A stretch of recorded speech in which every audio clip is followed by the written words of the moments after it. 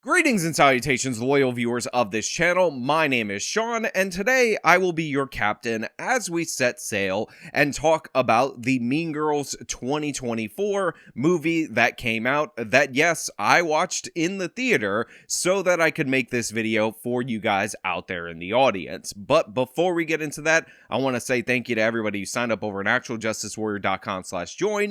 Give me the money. Give me the money. Okay? And thank you to the podcast listeners, Spotify, Apple, and Google's podcasting platform. Now, I need to make something clear right off the bat. I am not the target demographic for this movie, even though I do have video of me sitting in the theater when the movie is set to start with absolutely no one else in the theater. That does not mean that this movie was designed for me or people like me. The target audience for this movie is obviously women who saw Mean Girls when they were younger, suffered severe brain damage due to traumatic alcohol use from being wine moms, and thus want to kind of vaguely relive the Mean Girls experience from way back when, but are willing to accept something that is clearly and obviously an inferior product. Now, with that being said, one of the things that first put this on my radar was in fact the trailer, and the trailer can only be described as one of the worst trailers in the history of all of cinema. Gina George. Don't look her in the eye! You could be really hot if you change, like, everything. So one of the hottest internet takes related to this movie based solely on the trailer is the fact that it appears that everybody in the new cast is nowhere near as attractive as the people in the old cast. People have taken notes about the actress who plays Regina George. They've made comments about her body, but I need to clarify something that apparently wasn't clarified in the trailer because, again, movie marketing appears to be a completely lost art, that this is in fact a musical. It's an adaptation of the not very successful Mean Girls musical, and the actress playing Regina George is in fact the Broadway actress, so she has been cast for her ability to sing, and her face kind of vaguely looks like Rachel McAdams, even though I will concede that in my humblest of opinions, she is nowhere near as attractive as Rachel McAdams. Now, the reason I want to make this point is because I've seen a lot of so-called conservatives talk about how this woman is not as attractive as Rachel McAdams and therefore not deserving of the part or whatever. However, I will point out that since it's a stage play being adapted, a musical stage play, she has clearly and obviously been chosen because of her ability to do the role, and it seems a little bit weird, yet peak 2024 e-girl for a lot of people to say that she should have been cast or somebody more attractive should have been cast rather than her, even though she does have the ability to play this part. Also, apparently, she got a lot of heat for the way that she looks for playing Regina George even in the musical, so real nice to go after her for getting this role in the movie, which again is an adaptation of the musical that she herself starred in. That being said, that is the only modicum of defense I can have for this movie, because imagine you decided that you were going to make a Mean Girls musical. Welcome to Health and Human Sexuality. We'll be getting into abstinence, of course, then followed by in the spring condoms and choking. But you wanted to make sure that you took out all of the good jokes from the movie, changed up the sequence of events in the movie, and made it so that it's kind of incomprehensible as a storyline because events are happening out of order, made it more about Regina, and also you have no experience writing any songs for a musical, so none of them at all are bangers throughout the course of the film. On top of that, reportedly, they cut about half the songs from the second half of the musical, and that was considered to be the better half of the musical, and they changed who was singing these songs for reasons that appear to make no sense at all whatsoever. So what you end up with is a film, a musical, that isn't very good for the Mean Girls musical fans, however few of them there actually are, and that doesn't really do justice to the original movie. And by the way, I think that the things that make this inferior to the original movie are a product of our modern times, and that's what I want to get into, because there's only so many times, there's so many different ways I could say that it just wasn't funny, the songs just weren't good, but there's actually more to the story than that. So, first and foremost, if you remember the original Mean Girls, which by the way is a fantastic movie, it's sharp, it's witty, it's funny, it's entertaining throughout the whole runtime, what you'll remember is that Katie Heron, the main character originally played by Lindsay Lohan, now played by grown-up Eliza Thornberry, was from Africa. Her parents did a thing in Africa, some kind of job, she was homeschooled, and then she moved to the United States in order to attend high school, and this is where she found herself isolated from the broader school population. She then meets Janice Dean and the original gay guy, they become friends, she gets recruited by the Mean Girls known as the Plastics, goes on this whole journey, ends up wanting to destroy Regina George because Regina George is evil, and the movie progresses throughout that whole entire experience. That's the quick rundown and all that. Now, to be clear, in this Mean Girls musical 2024 version of the story, all of those things are technically true. All of those things technically happen in the movie, except for the fact that they decided to pull out each and every one of the Africa jokes that were present in the original movie, and if you watch that movie, you know that they're funny. So if you're from Africa, why are you white? I knew how this would be settled in the animal world.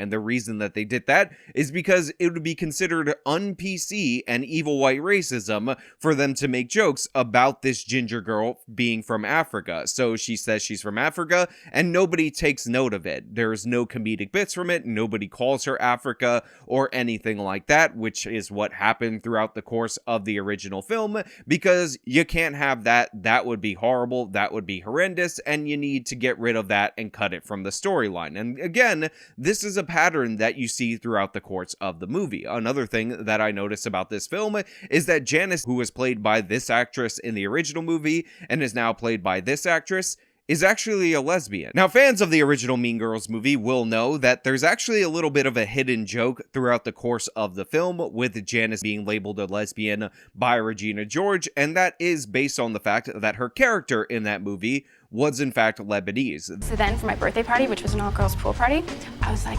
Janice, I can't invite you because I think you're a lesbian. I mean, I couldn't have a lesbian at my party. There are gonna be girls there in their bathing suits. I mean, right? She was a lesbian. So then her mom called my mom and started yelling at her. It was so retarded. Puerto Rican?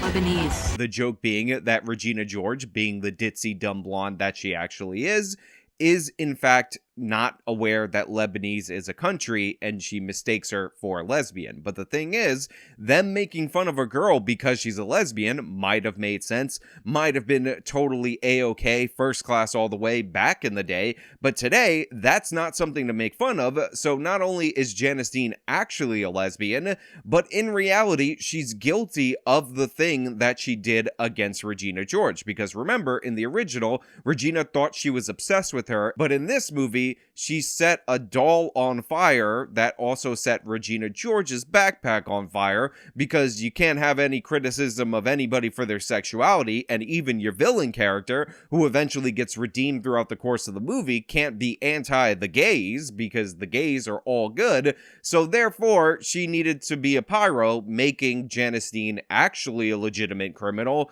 kind of undercutting the whole premise that Regina was mean-spirited for no reason. I would make fun of somebody and not be comfortable around someone who set my property on fire, but this movie still wants you to like Janice because lesbians can do anything and everything, and it's totally cool. Now, the reason I bring this stuff up is because that's a thing that you'll notice, a pattern that you'll notice throughout the course of this movie. It appears that Tina Fey decided that she was going to adapt this for the modern age, and her only way of adapting this was to remove all of the good, all of the edgy, all of the little bit spicy jokes throughout the course of the film. One of the things that you'll notice from watching the trailer is that the coach is actually in the movie. Of course, this coach was hooking up with two of his female students. They end up fighting at the end of that original movie, but guess what? This coach right here would never do something like that, because in current year, it's not funny to have a coach hooking up with his students, so this particular coach is just there for a cameo. In fact, I think he's in only for the scene that you saw in the movie,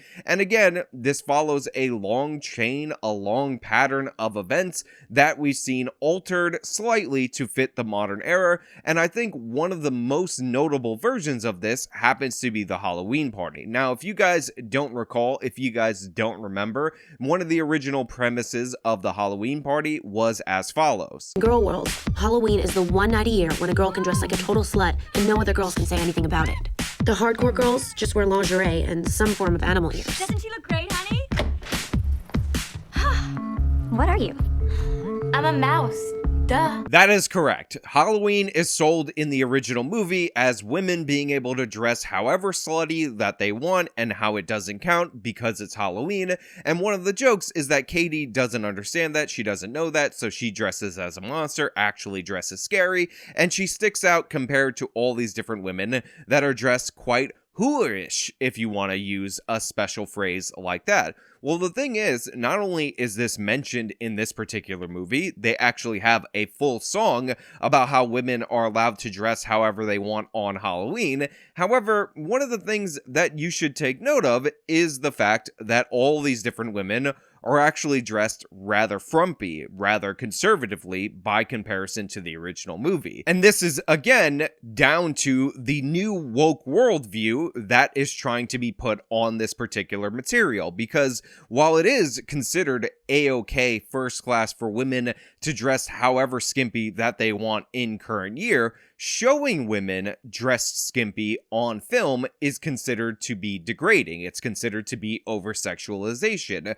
So you have an entire song about a concept that was explained by Katie Heron through narration in about a minute, being displayed for multiple minutes in song, and it's being undercut by all the visuals that you'll see. Another big flaw of this movie, by the way, and I just thought of it based on what I was just saying, is the fact that the whole narration point of view from Lindsay Lohan's character, Katie Heron, is not present in this particular movie. In fact, a lot of the focus seems to be more on Regina. That doesn't mean that she has more character development, because again, you don't have that narrative device that usually doesn't work in film, that being narration, but worked so well in the original movie. Also, and this is random, but I did in fact notice this, there are no fathers in this particular movie. Regina George had a father in the original movie, so did Katie Heron, Lindsay Lohan's character, but they are both raised by single mothers in this version of the film with no real reason for that. But that's not even the worst modern change or modern upgrade or, in reality, downgrade for this particular film. One of the worst things to happen to this entire film, this entire, I guess it's a franchise, because technically there is a Mean Girls 2, is the invention of the mobile phone. The cell phone is obnoxious in this movie. It plays a role. Social media is talking about everything rather than characters communicating in a normal way, rather than information spreading in this contained story that takes place in this high school. Everything that goes on goes viral, and we get those stupid little TikToks where people are pointing when they're cut out in front of the background like it's a bad green screen, and that is what we're supposed to accept as a substitute for plot development, for information getting out there, and all of that. And the thing about this is that sure, it might be more modern than photocopying the burn book and throwing it all around, but in reality, once those things get posted on social media that are written there, they're not going to go away after the little session that they have towards the end of the movie. This is one of the problems that I find with a bunch of these modern movies or these modern adaptations, and I often criticize Disney movies for it because they fail to understand how subtle changes or slight changes in one area should impact the film down the line, and what ends up happening is they change the setup, but the payoff stays the same, so your brain is confused watching the movie. A perfect example of what I'm talking about is the talent show portion of this particular movie. Now, in the original movie, they end up doing Jingle Bell Rock or whatever, I don't really care, in the Christmas suits and all of that, and Gretchen Wieners, because she's not used to having 4 people in the routine because they've always had 3, ends up stepping on the boombox, thus shutting off the music, and Katie Heron, played by Lindsay Lohan, ends up singing the song in order to save the whole routine, and this serves to isolate Gretchen from Regina, which then sets up her to dump all the different secrets, while at the same time, it makes Lindsay closer to Regina, Rachel McAdams' character, and starts to put her in the position to assume the role of the queen bee. Well, in this particular movie, Regina just falls because she's fat, because she's larger than Rachel McAdams, and she's been given those bars. Katie pushed her. Regina really should be lifting through her glutes. And because of that, they don't really have the same setup, yet the same result ends up happening, and she kind of gets bullied out of it. But the way they try to make up for it is that people on TikTok who are watching this high school performance say that, wow, well, the Katie was really good in there, and she's like super cool, and let's vote in an Instagram poll if Katie is cooler than Regina. And for some reason, this has the impact of isolating Gretchen from Regina, setting up the further events in the movie. Do you see how this doesn't work? We're concerned you're either doing drugs or having a toilet baby. You have to pick a French name. Chanel. No. Celine Dion. No. Beyonce. Now look, I've tried not to address this particular individual throughout the whole course of my review. He is gay black guy, over the top gay black guy, whatever you want to call him. And of course, he has the worst joke of all time, because any joke where the punchline is Beyonce is absolutely terrible, and you should not be in your movie. Doctor Strange, I'm looking at you. And yeah, he's over the top, he's cheesy, he used to be not black guy, and he kind of doesn't even serve his whole purpose that he did in the original movie, where he was the gay friend, because now Janice is also the gay friend, because you gotta have the gays, and he just spouts out about some woke nonsense, occasionally throws a joke, but throughout the whole course of the movie, and more people did end up in the theater later on in the movie, there were no laughs at all. There was one kind of laugh from one line from Kevin G, but considering the original Mean Girls movie is actually quite funny, this was incredibly disappointing. On top of that, the callbacks are so obnoxious. Throughout the whole course of the movie, every now and again, you would see a line from the original or a slight recreation or something like that, just to be like, remember this brain-damaged alcoholic that is watching this movie before they pull the plug. Get in, loser. It's like the Mean Girls movie. Here's the thing, if you want something like the Mean Girls movie,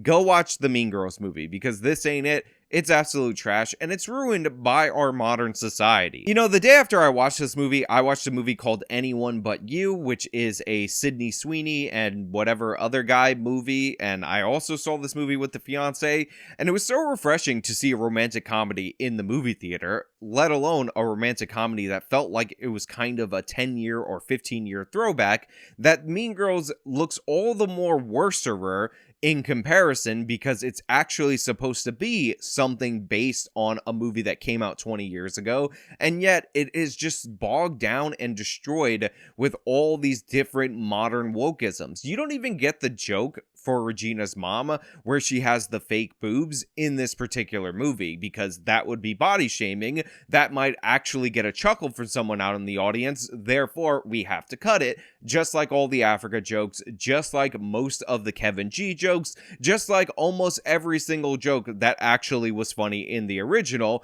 But don't worry, Regina's gonna say, get in, loser, and all these other things, and shut up a bunch of times, because that is what the distilled, stripped down of all its texture and flavor version of Mean Girls actually is. Now, I don't know if the musical is this trash. I don't know if all these changes were made then, or if it's actually worse than the musical because it was actually knocked off of Broadway relatively quickly. But yeah, this is what we're left with. This is what is being presented to us. This movie that doesn't even have the solid lesson that the original had. This movie that is clearly and obviously a cash grab and not Tina Fey's passion project is what is being delivered to all of us. But you know what? Those are just my thoughts. Maybe you actually like this. Maybe you, in fact, have alcohol-induced brain damage, and this made you think vaguely of the original Mean Girls. So let me know your thoughts down in the comments below if you're still capable of typing. If you like the video, then show them by leaving a like, subscribe for more content, follow me on my social media, support me via the support links in the description of this video. This has been me talking about Mean Girls 2024. Till next time.